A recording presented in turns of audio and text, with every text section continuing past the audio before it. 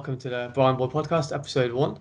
So, just before we start, I want to go through who we are as people because we're going to be doing this, every week. Yeah, Yeah, we're going to try to get this done every week. So, my name's Junaid, BrownBoyBB on Instagram, BrownBoy on YouTube, and we're just going to be talking about all sorts of topics. And we're here to learn, we're here to teach, we're here to share. And yeah, we got with us our guest. Do you want to introduce yourself? Yeah, my name's Yousef. But yeah, it's good to be on this podcast. I think that me and you are both explorers of reality, so I think it's good to be able to share our ideas on a platform that's open to everybody else. And yeah, I think it's a good platform. But a bit about myself is that I'm an explorer of reality. I'm a seeker of truth, and I'm just here to kind of share ideas, really. Yeah. Yeah. And I think a lot of us are here to kind of find out why we're here in life, and I'd echo those statements from yourself. I'm also an explorer of reality, more so inner reality, But Yeah. I know the inner does lead to the outer. But yeah, today we're going to be talking about a few different topics, and I mean, the way the podcast will kind of flow is we will have some central topics we'll talk about, but we will kind of maybe go off tangent. So do bear with us. It does relate, but it may not be the most conventional method of discussing it. Yousef, you did say you wanted to discuss some certain things. So why don't you just go ahead and begin with what you were previously, what we were speaking about before we came on air. Yeah. So I think something central to my life is spirituality and truth. And I think that's a vast topic, truth is a vast topic, and it's something I've been really focusing on lately is what does spirituality mean to me? And previously, it's been a lot to do with for the past year, it's been to do with the Baha'i faith. I had an experience where I became convinced that the Baha'i faith was something from God, and for me that meant to transform my life according to the teachings of the Baha'i faith. The Baha'i faith was founded by Baha'u'llah, the prophet founder of the Baha'i faith. And where I'm at the moment is really learning how to relate to that, because something that my soul is convinced is that this is something for humanity. But then I also have an individual soul that makes individual decisions. And sometimes there's a conflict between what I think is the best and where the teachings come and the laws come. And I'm at a place at the moment where I'm really trying to explore this subtlety, And so it's an interesting. So that's. Yeah, that sounds very interesting. It seems like you're trying to find a connection to how it all links in. I mean, you mentioned something interesting at the beginning. You said you're interested in spirituality and you're interested in truth. What is truth to you? What is truth? Because it can be subjective to a lot of people, but what does it mean to you?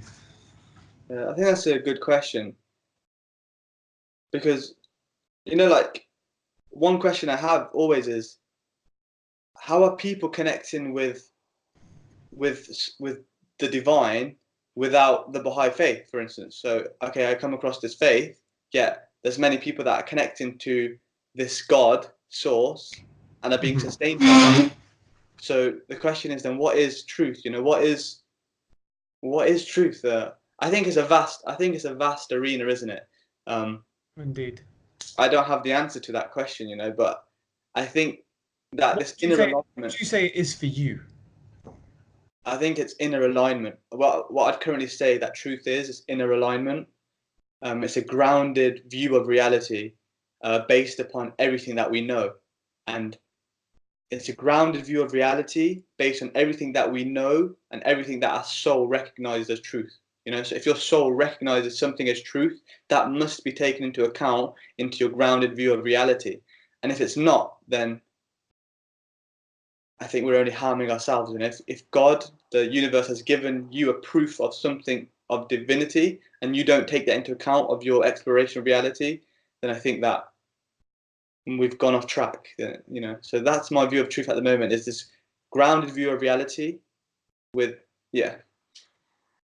Interesting. So you're kind of, in essence, kind of saying how the soul is like the guide, but the soul is almost in connection with God, and if one is to ignore that, which you probably see a lot in society these days, we kind of follow everyone else except ourselves. Mm. Then do you think not following that is what is the cause of all these things, all these mental conditions? I call them, like, people suffer from depression or whatever. Do you reckon this is a direct result or effect of the cause being not following the soul, not following God? Mm. That's a that's a really good question again. I've been thinking about this really recently as well because if my soul recognizes something as truth, yet a great figure appears in my life, a great teacher appears in my life that teaches something that his soul recognizes truth, then I become off-centered and follow him, you know?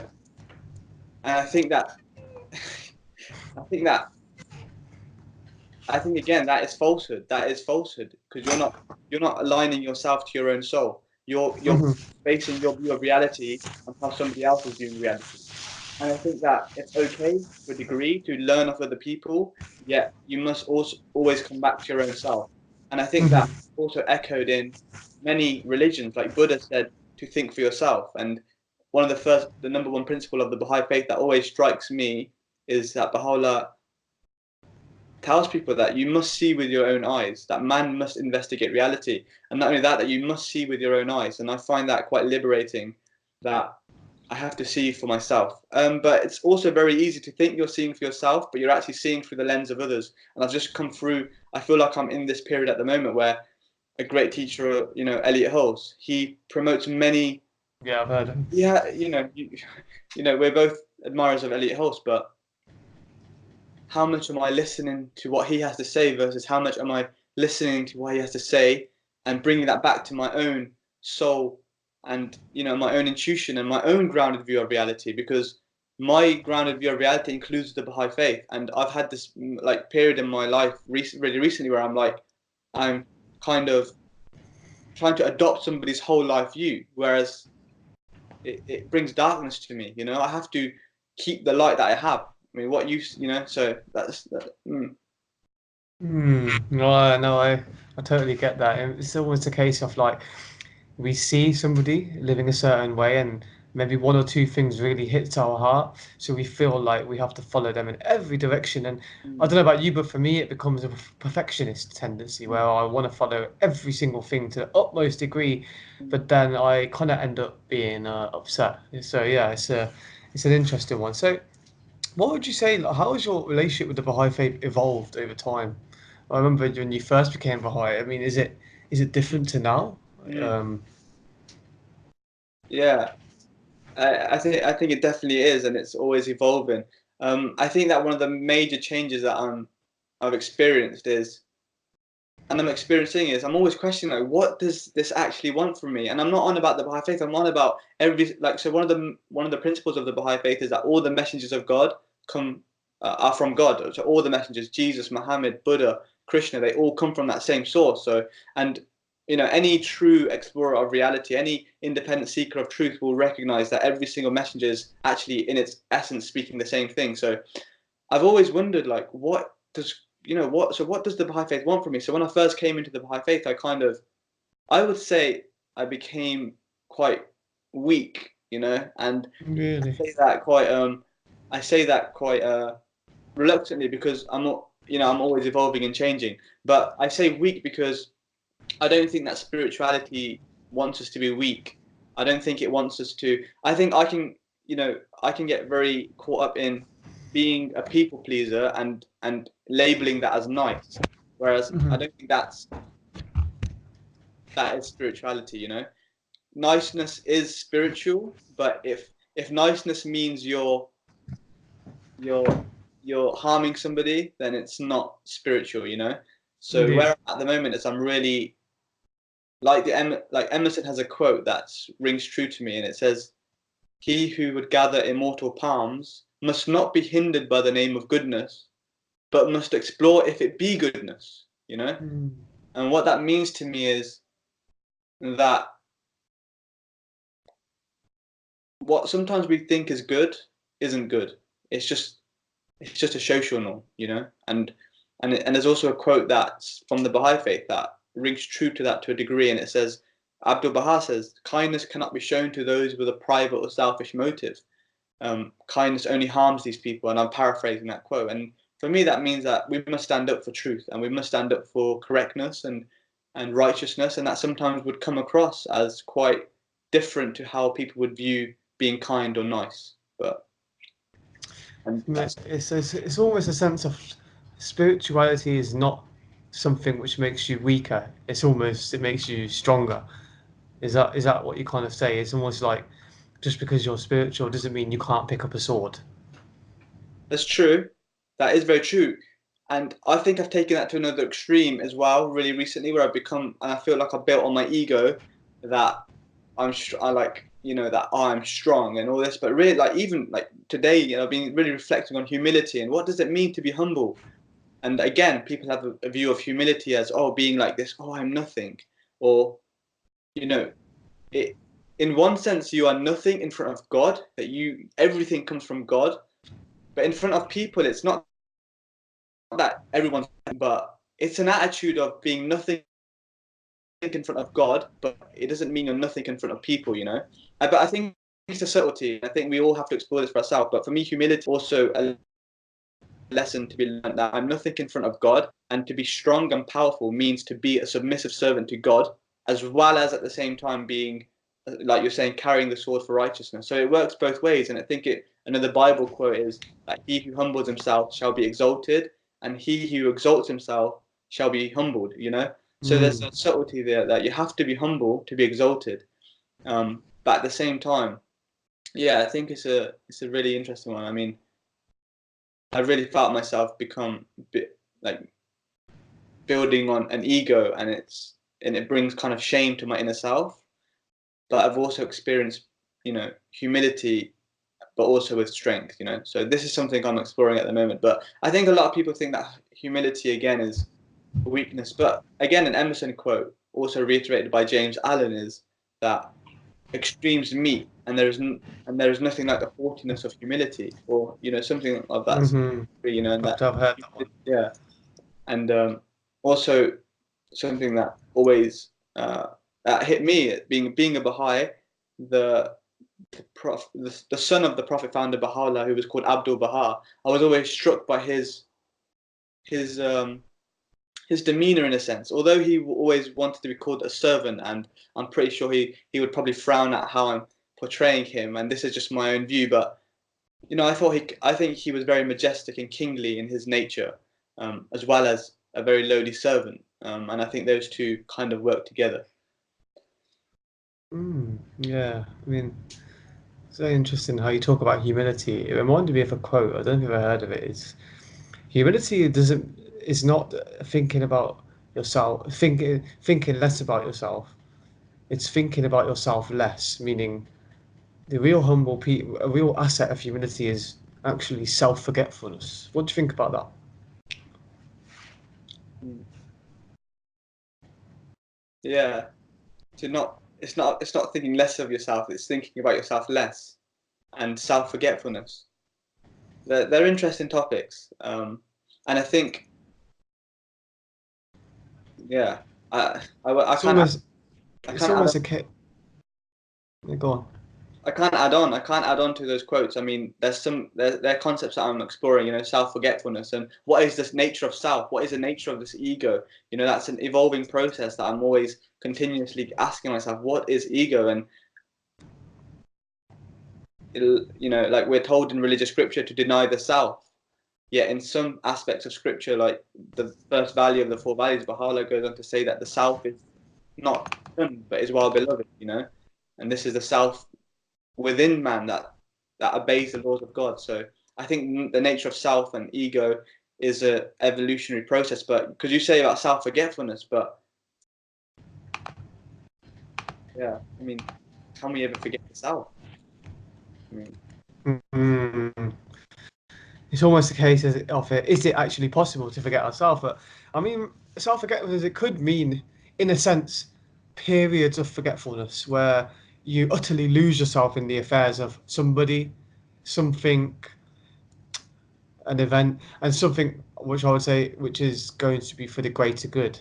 Um, And that's another thing I want to touch upon. I mean, I remember speaking a few weeks ago, and we were speaking about multiple topics, and you kept mentioning something how one should always, in their actions, ensure it is for the highest good, or at least link it to the highest, the greatest good. Yeah. What do you mean by that? What is the greatest good? Mm. And how can one go about? Let's say we've got a viewer watching today, and they don't know what the greatest good is. How can they go about establishing that link in their life to their actions and their life? Mm. Yeah, so I think that the greatest good should always be like should always be reflected upon by man, and in a sense that we should bring ourselves to account. That we should always think about why the motives of our actions. When I spoke to you last and talking about the greatest good, I think I'm at a place now where I'm trying to explore a thinking that's quite different to that, because I've come from so if you look at the world's problems today, global warming, sustainability is one aspect of the world's problems. So I've always felt, what am I doing to address these problems? And I became a vegan, and I'm having, it's another topic we can talk Mm. about, but I became a vegan. I became, very conscious of my lifestyle choices and how everything that I'm doing is affecting the world. But I built this construct in my mind of how I'm living, how everything I'm doing is for the greater good. I'm tackling all these world's problems, but I think it didn't serve me too well, because I don't think I'm disconnected from the world. I don't think I'm disconnected from you, my family. So the decisions everybody else makes is also just as important as decisions I'm making. So if I'm just thinking about the greater good and my own individual life to that, that's beneficial. But I think it's a very selfish view to see it. And I think that I was, because I'm more, I think that I do contradict myself. So in a sense that I'm always changing my views, but I think it's good to think, if everybody was like me, would the world be a better place? And I think that's in its essence what I mean by the greatest good, to always reflect that, who are you being, and if the whole world was like this, would the world work? And that's something that I still live by, but how I relate to that is changing, because I like to explore different ways to view reality, so that I can share with others what works and what doesn't, what didn't work for me. um, I think, You mentioned something very interesting earlier. How you said lately you feel like you've been almost fueling your ego by going to the other extreme in spirituality. Um, this is something I've also been struggling with lately. I feel as if I've almost, in one sense, got more competitive towards others, more anger potentially towards others. Is that spiritual, do you think? And how do we find that balance between spirituality and ego? Because it always seems to me that the ego is always trying to find its way in somewhere through any unguarded entrance. yeah, yeah, and there's a I think that for me, I also have this conflict, and the way I resolve it is always, daily questioning myself and seeing what's caused this change. And for me, for instance, when I when I move away from my spiritual practices, such as prayer, reflection, I seem to get tendencies which come from a lower nature of like competitiveness, and I don't think that's very. I'm pretty sure it's not spiritual. We're all brothers in this race, in this game. And to be competitive is, although it has a place and a role, I don't think that it's ideal or conducive to spirituality. So, and I think that spiritual laws and principles really curve the lower nature of man. And so, yeah, and I think that prayer is light to a degree for our souls. So the more we pray, the more we elevate our souls above this lower nature of ours. And I think it links back to the question of what is the ego. And I think that we find out what the ego is based on reflection and looking at our actions and seeing, what are we doing, and where's it coming from, and why is it happening. And the more we try to rectify that, the more help comes. Like, the more we strive for truth, God, the more help comes. Mm. And I think it's always just checking in with yourself, and I think that's something that we should be doing, just checking in with ourselves daily and just reflecting, that why is this, whoa, what's happening? And I think it's okay to have rocky roads. It's about learning, isn't it? But Yeah, that makes a lot of sense. It seems like we've covered quite a lot so far on this podcast. I mean, is there anything you wanted to add a little bit more to what you've spoken about so far today, in the sense of helping somebody who is watching this and is struggling with these things? How would you at least summarize what we've spoken yeah, about today and how we can adopt it in our life? I think like one thing I wanted to talk about as well is like a vegan diet. Um, just one last thing is about the vegan diet. It's something I've been exploring really recently. Is the vegan diet, um, and like I think I think Elliot Hulse says that a lot of vegans don't talk from experience; they talk based on facts, and I think that's an interesting thing that I'm actually reflecting on at the moment because I found out that I'm quite inspired to try the vegan diet because for many reasons I've heard from the Baha'i writings it's our natural diet. However, I've actually been struggling on a vegan diet. Like I've had so many Really? struggles and What have you been struggling with? like I've struggled really with loose stool. So and I'm like, Mm. why is this happening? People say it's a transitional period, so I was like, yeah, it's a transitional period. But like today and yesterday, I've been eating meat, and I just feel like a whole lot different. I feel, and it's strange. And maybe my answer is maybe that it's because that I'm so used to eating meat that I need to really transition a lot more slower. But I don't really know. Like I'm really new, so So how long were you doing did you do the vegan diet before you had meat this time around? like basically I've been vegan for about. So basically, I really struggle with the vegan diet. So I have basically like 10 days, and I'll have a day of meat, and then I'll go again. And so about a month, 2 months, and it's just I think one reason is that my mum is limited in her cooking abilities for vegan food, and I just don't have time to cook. And she cooks a lot of lentils. Maybe it's a problem that I'm only eating a certain type of dish. Right. Um, They you call that dal, don't they? Dal. yeah, yeah. But I mean, I've struggled with digestion problems. I've struggled with yeah, digestion problems is a big one, and I think that if it's natural and if it's good, I shouldn't have digestion problems, and it is basically just on diet because when I transition to eating meat, I don't actually have those problems. So Mm. weird. So do you think you'll continue with the vegan diet, or do you reckon you're going to go Well, back to a I still vegetable? think that I still think that a vegan diet is potentially our natural diet is potentially good for us, but me currently at this stage, I'm gonna I think that potentially me having diarrhea and loose stool based on the vegan diet is me being out of alignment. Me, like I said, like building up this image in my mind of how I need to be sustainable, how I'm working to the greater good, and it's taken me away from like what I truly need to be doing, which is like integrating with my family and integrating with life and not being so alienated from other people. And I think that I need to work with the world as the world slowly transitions towards more sustainable practices, and I also will because I'm not Mm. separate from the world. That we're one. That there's no Mhm. separateness, and I think that's potentially one of the reasons why. So I'm going to come back into just living. That's not too out there. That's not too away or alien from my soul. And that's potentially based on previous experiences. That's what I'm going to be exploring with right now is to just come back. And I'm not going to be carrying on with a vegan diet. I'm going to be just eating normal, normal food, what my family eat, and let's go from there. And Mm. I'm interested to see what happens. Well, that'd be very interesting. It's almost as if like your soul has taken you now on this new path, so you're going to take advantage of it and learn from it. And I think that's what we can all do. We can all learn a lesson from this. In essence, we may have a plan, but the best plans are no match for God's plans. And that's exactly, I would summarize it at that. Mm, yeah, yeah. Mm. I think yeah. So I've done enough talking. I think that we can learn a bit about you. If you have Yeah. to share. Um, So, I mean, I'm on a similar path.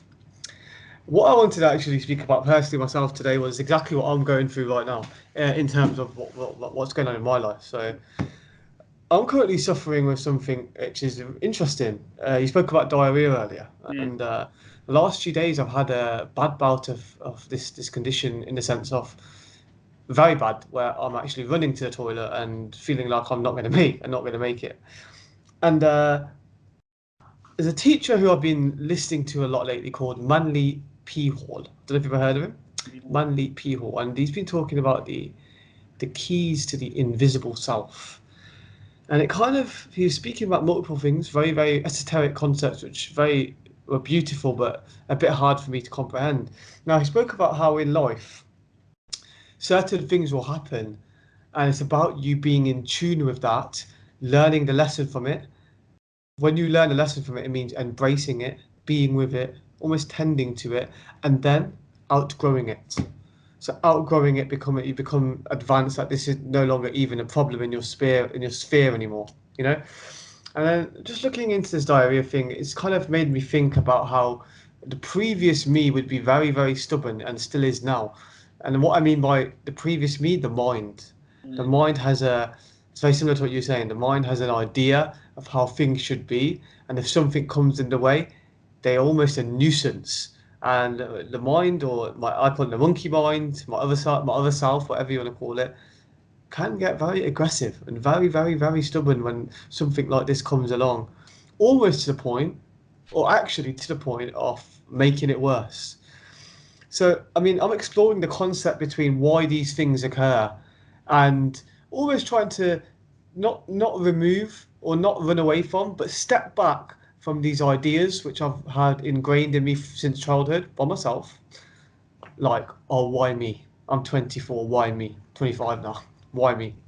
Uh, no, I don't go through this. Oh, it's just because of this. And yes, maybe it's this whole thing I'm going through is just a temporary thing. However, right now I'm in it. It's just Mm. something I'm going through. So I feel there's no use of looking towards how life should be because life is as it is right now, and there is a lesson to be learned. Mm. Mm. So do you think that, are you trying to say that everything that's happening in your life is happening for a reason? I believe there's always a divine reason behind everything. And what I mean by divine is that it's here to teach you a lesson, and actually, in even layman terms, it's here to help you outgrow it and overcome it. And I was speaking with a friend of mine earlier. I feel a lot of diseases. Mm. The reason they come along is because they were neglected at a younger state. And what I mean by younger state, let's say this diarrhea right now is at infancy, right? If you look at diarrhea and research into the medical terms, it can turn into Crohn's disease, it can turn into IBS, it can turn into a multitude of things. I feel, and not always the case, I feel if you address things in their infancy, you can outgrow them and potentially avoid a problem in the future. However, if you let them fester, it's like weeds in a garden. If you let the weeds grow, you're going to get some Japanese knotweed. And for all of you who don't know who Japanese knotweed is, it will undermine the foundations of a building and it will actually destroy the building just by a simple weed. Mm. So, yeah, things happen for a reason. Mm. And also, it's about taking heed of that lesson. And really, if I've got an idea of this is how my spiritual life should be, which I often have, I'm a perfectionist, I always feel like this is how it should be and listen to some core concepts. But when something like this comes along, it would throw me off. So now I'm trying to, rather than run away from the big wave, I'm trying to surf with it, Mm. or at least swim or do something to stay with it, rather than try and get away from it. You cannot outrun a tsunami. You must be on higher ground. So I also know you've recently been touching into Osho. Mhm. Not sure if you've been deeply dived into his book that you said you received from Osho.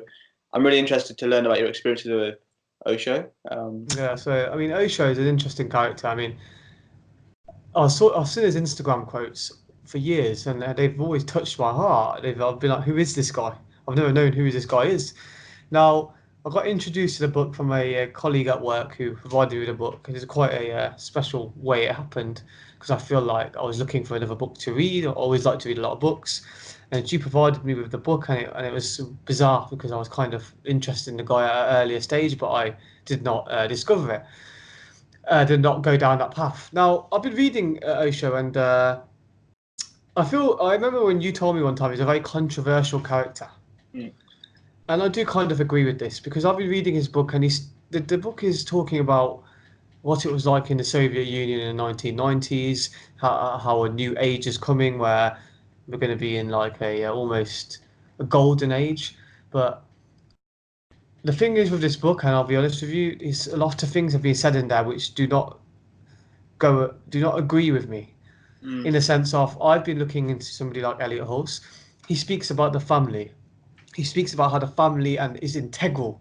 It's integral for the well-being of the child. How there needs to be a mother, there needs to be a strong father, there needs to be some, I think he calls patriarchy, there needs to be strong foundations. That Osho talks about in this book. And before I criticise, I'm not criticising the book because I know when reading this, from the moment I opened the page, I was sceptical because of what it started on, e.g., political matters.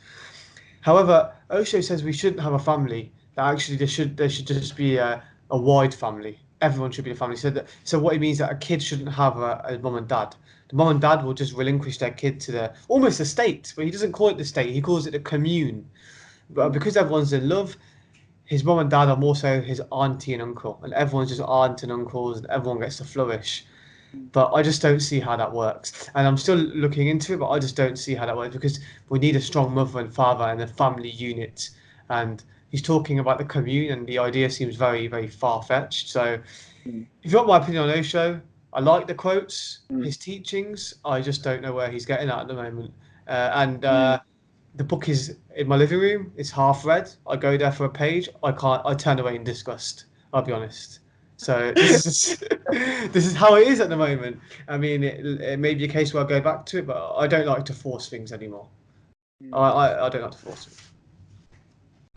I think that yeah, I mean, I don't know much about Osho, and I just know that some people have.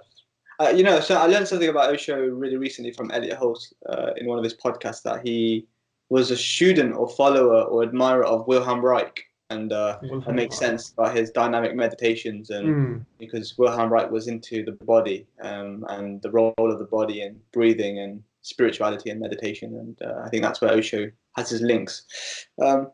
Cool.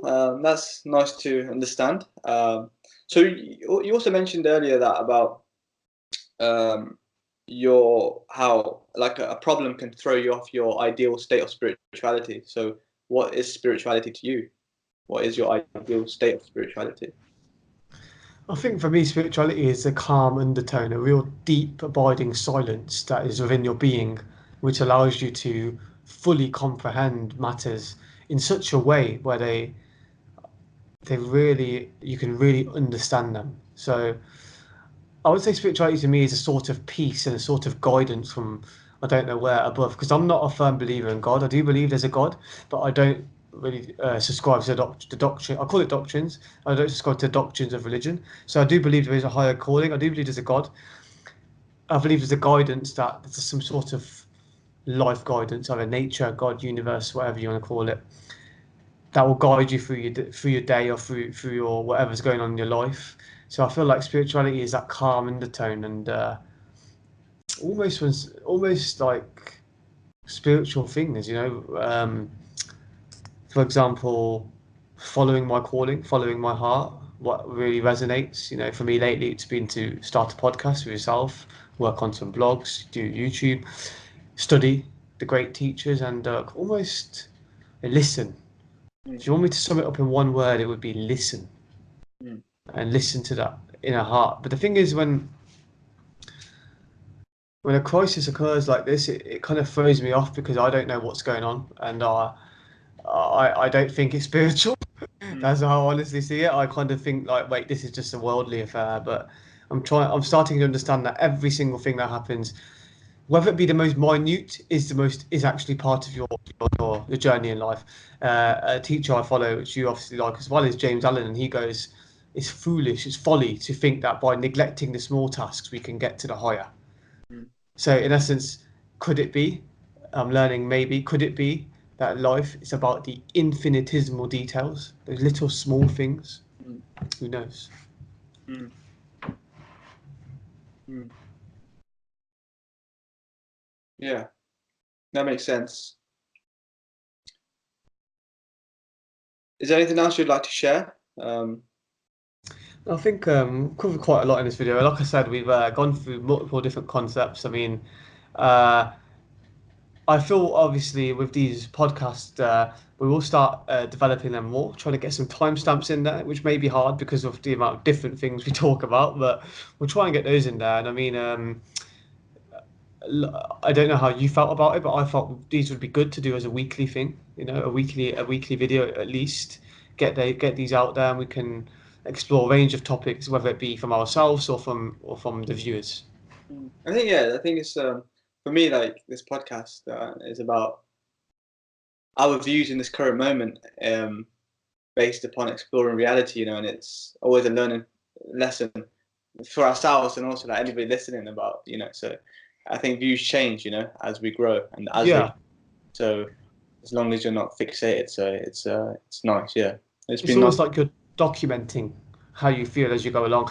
These kind of things would maybe happen on a WhatsApp chat. So it's kind of nice to document exactly where we are in our journeys and see how we relate to others. You know. Mm. Yeah. So I think we'll wrap it up at that then. It's been a good video. Like I said, we'll try and get these out weekly. We're available on YouTube. We set the links as well. We'll try and get this as a podcast, audio only file as well. We'll put that in the links as well. And yeah, follow us on social media. All the links are in the description. And yeah, any final words you want to add, Yousef? Thank you. It's been good to be here, and I look forward to next time. Thank you as well.